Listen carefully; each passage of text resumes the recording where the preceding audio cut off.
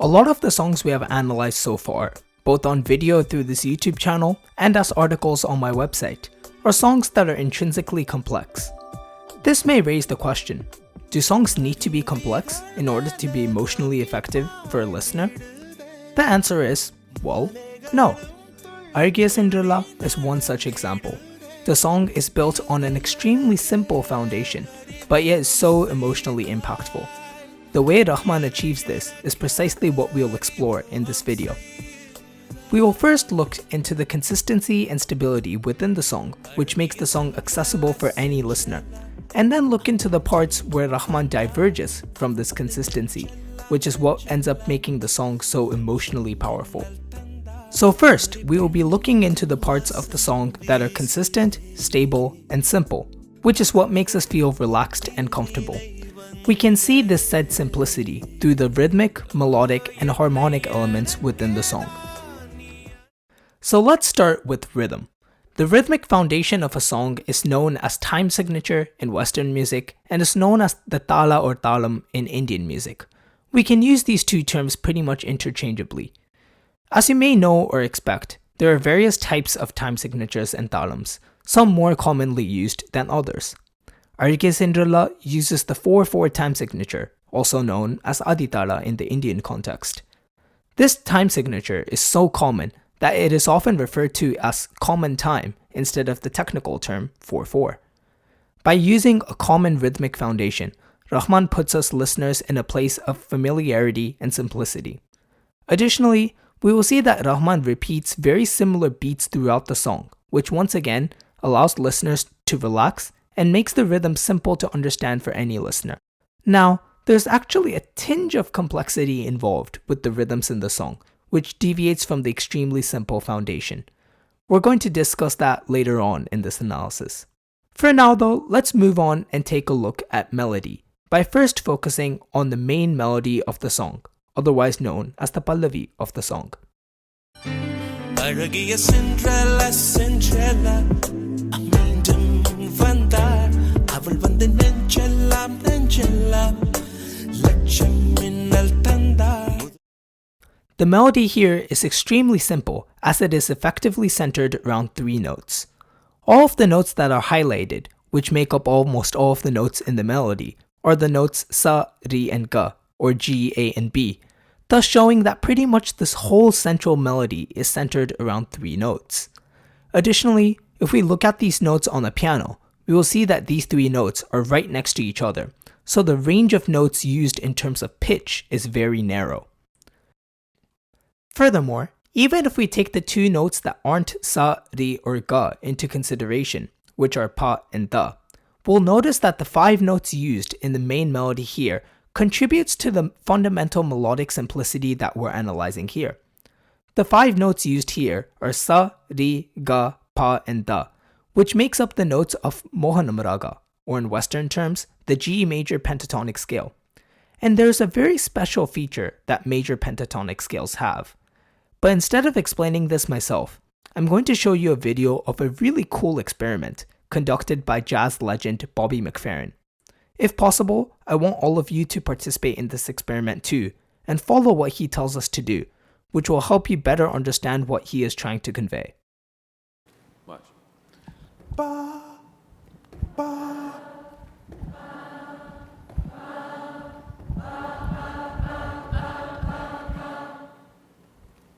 Ba, ba, ba, ba, ba, ba.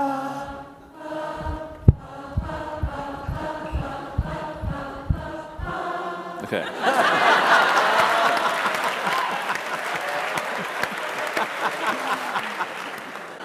Ba, ba, ba, ba.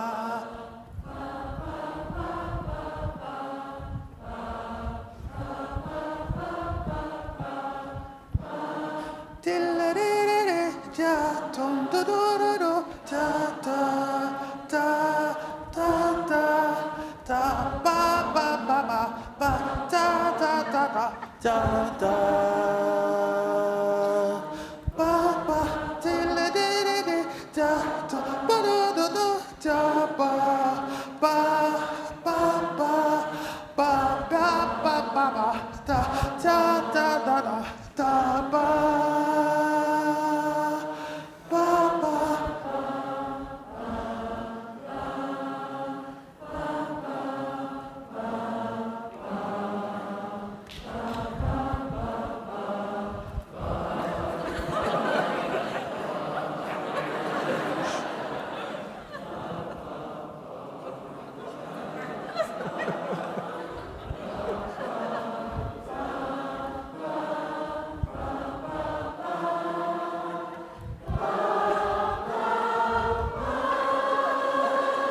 Yeah.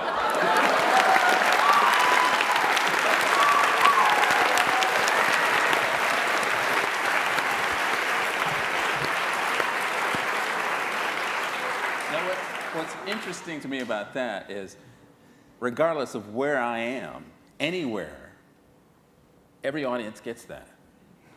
But it doesn't matter, you know, that's just, you know, the pentatonic scale for some reason. What he wanted to show through that experiment was that the major pentatonic scale seems to come most natural to us humans. Even though all he did was move his feet and give us 3 reference notes, everyone in the audience, and presumably all of you too, naturally sang notes from the major pentatonic scale. Rahman, by using the major pentatonic scale for his main melody, creates a simplistic melodic foundation which makes us feel relaxed and comfortable. This, combined with the narrow range in melody, and the fact that the melody is centered primarily around 3 notes, makes the central melody extremely accessible for any listener. Hence, the melody strongly contributes to the fundamental simplicity that the song has. In the melody section I just talked about, not only is the melody itself simple and accessible, but the chords are extremely simple too. In order to see why and how this is, we need to look into something called the circle of fifths, which you can see on the screen right now. The circle of fifths can help us see which chords create more tension and which chords have less tension and instead are more relaxing. On the outside circle, highlighted in green, are all of the major chords, and on the inside circle, highlighted in orange, are all of the minor chords. So on the top, we have the key of Azhagiya Cindrella, or what we would call the home key of the song, G major. G major pretty much has no tension and instead is comfortable in this song, hence it is often called the home key, where home is the place of comfort. The further any given chord is from G major, the more tension the chord has. If we look at the chords used in the section with the central melody of the song, where the melody is simple, we will see that the chords used are ones with low tension.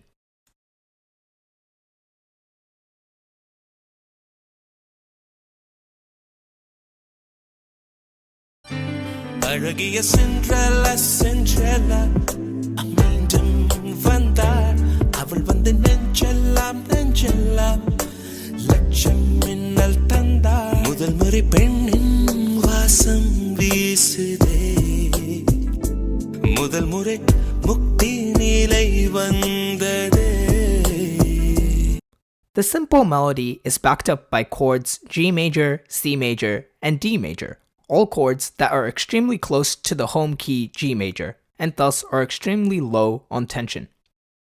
So with a simple foundational rhythm, a relaxing fundamental central melody based on a scale that comes natural to us, and low tension chords, Rahman creates a foundation which is simple, stable, and comfortable. But if the song is comfortable the whole way through, the song might become a bit boring, right? So Rahman has moments where he deviates from this simple foundation, and it is these moments which have a profound emotional impact on us listeners. Remember how I said that the rhythms had a slightly complex side to it too, despite its simplistic foundation? Let's get into that now. Let's first understand what sort of beat patterns are simple and comfortable to listen to, and what sort of beat patterns are more complex, which gives the song a bit more drive and energy. In order to understand this, we need to understand which beats make us feel comfortable and which beats add a bit more drive to the rhythm. The beats, which signify the basic tempo or pulse in the song, or the quarter notes, very much feel comfortable for us listeners. Then, if we take the beats exactly in between these comfortable beats, the beats which I called the first split here, add a bit more drive and uncomfortability. Then, if we take the beats in between each of these 8 beats, these beats feel even less relaxing. This process is theoretically endless, but we'll stop with the third split here, which falls in between each of the 16 beats we have established up until the point of the second split. If this seems confusing, let me demonstrate this for you by playing a sample section from Azhagiya Cindrella, and by initially playing it with the 4 foundational beats, then the beats from the first split, then the second split, then the third.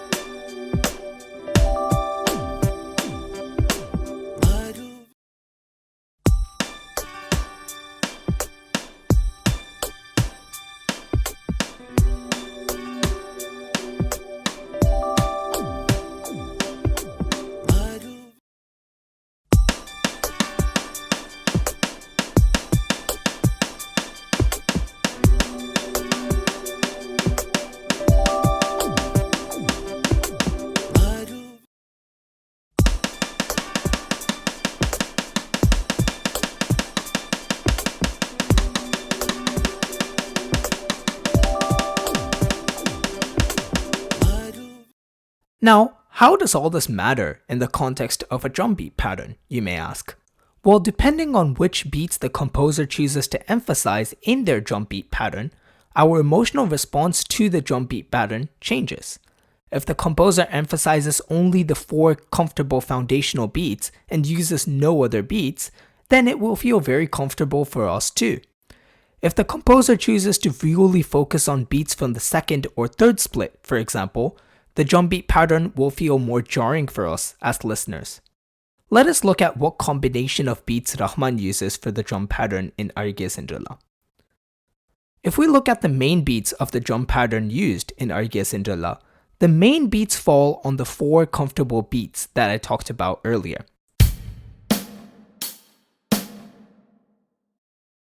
This is why, for the most part, the rhythmic pattern of Azhagiya Cindrella seems relatively simple. But Rahman incorporates beats from the splits in order to add a bit more drive rhythmically. Here, we see beats from the first split, and then there's one beat that falls in line with the beats in the third split.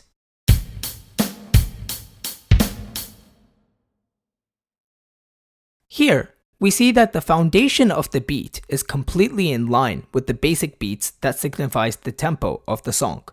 But then you have a few odd beats in a few spots which deviates from this foundational simplicity and instead adds drive to the rhythm. Hence, Rahman decorates a simple rhythmic foundation in order for the beat pattern here to feel comfortable without it getting boring per se.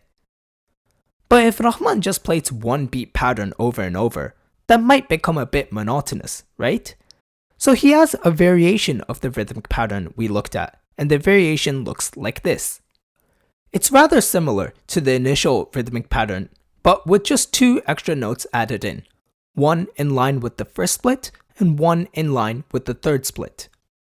The addition of these 2 beats gives off a little bit more energy to the rhythm. Let's listen to the 2 rhythmic patterns together just to compare them.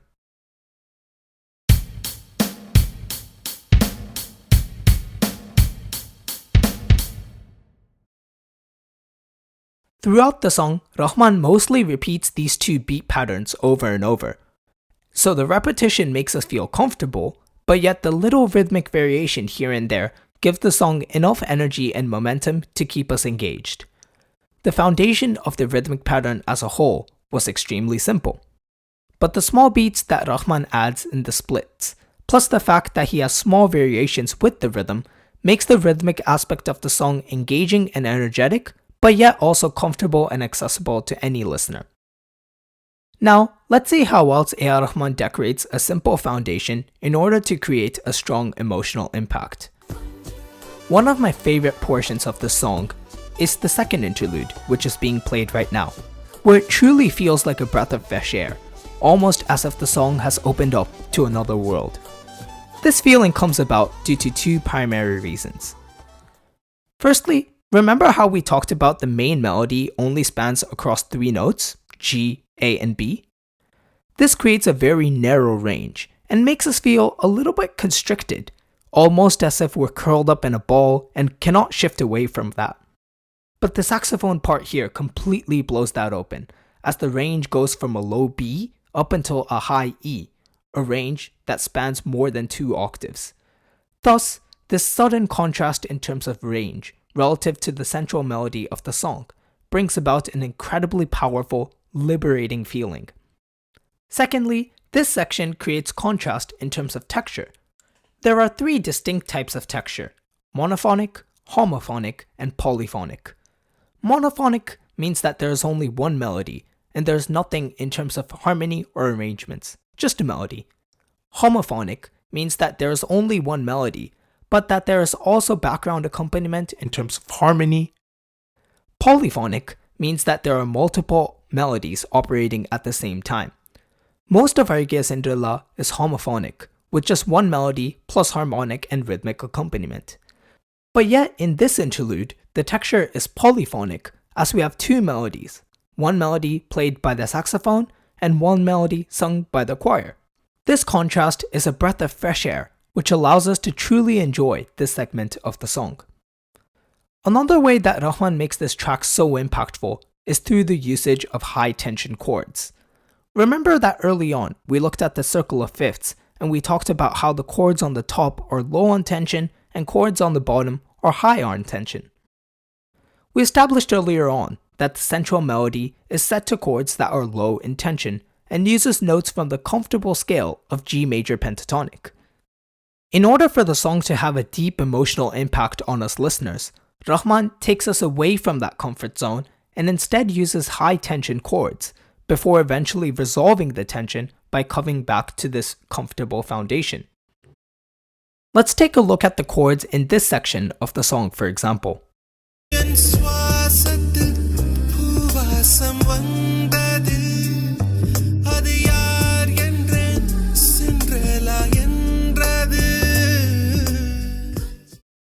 Rahman infuses tension by utilizing high tension chords, particularly E flat 7 and C minor.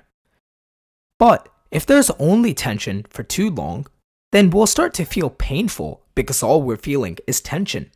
So Rahman then releases the tension through G major at the end. And remember, G major is the home key of the song and hence sounds comfortable. I'll replay the section I just played so you can hear and see the process of tension and release.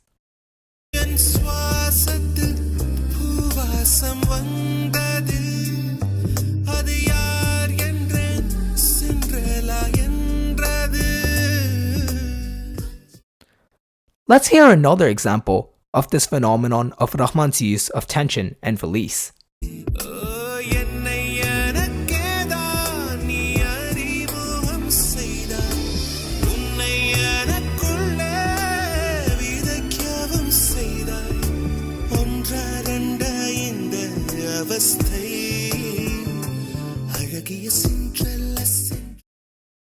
Here, Rahman infuses tension with chords like B and B7, and then kills off the tension by slowly bringing it back to G major, the home key, much like he did with the previous example. The process of gratifying listeners with the release after initially infusing tension is arguably one of the most powerful and heartwarming sensations in music, in my opinion. One of the reasons why I feel Hariharan, the singer of this song, is one of the all-time great singers is because he is able to so effectively and cleverly maximize the gratification listeners feel after a moment of tension. Have a listen to this segment of the song.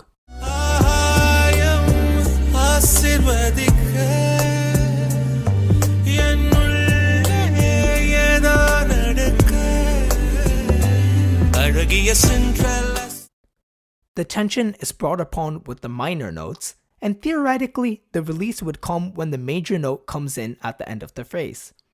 Therefore, it theoretically would make sense to emphasize the major note at the end. But if we look at the lines that come right afterwards, it's the Azhagiya Cindrella line, the main central melody, and the melody where we as listeners feel most comfortable.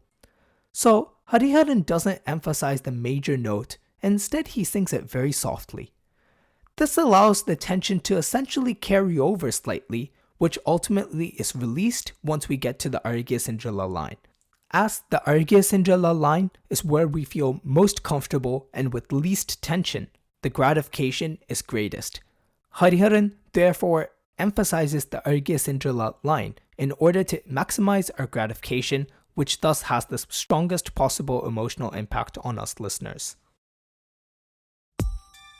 This honestly is one of my favorite AR Rahman songs of all time, and it was fascinating to explore how the foundation of such a brilliant song was actually relatively simple. But yet, he incorporates moments where he deviates from that simple foundation, and it's those moments within the context of a simple foundation which ends up leaving such a strong emotional impact on us listeners. That does it for today's video, and thank you so much for taking the time to watch it all the way through. This form of in-depth content takes a lot of time and effort to put together, so if possible, please do support us by liking and sharing the video and by subscribing to this YouTube channel too. You can find us on Facebook, Twitter, or Instagram through the links in the description, which is where you will find our homepage too. On our homepage, you will be able to find all of the content produced by the influencers, including these sort of song analyses, as well as podcast interviews with musicians in the industry. So please do check that out if you haven't already. Thank you once again, and I'll see you next time.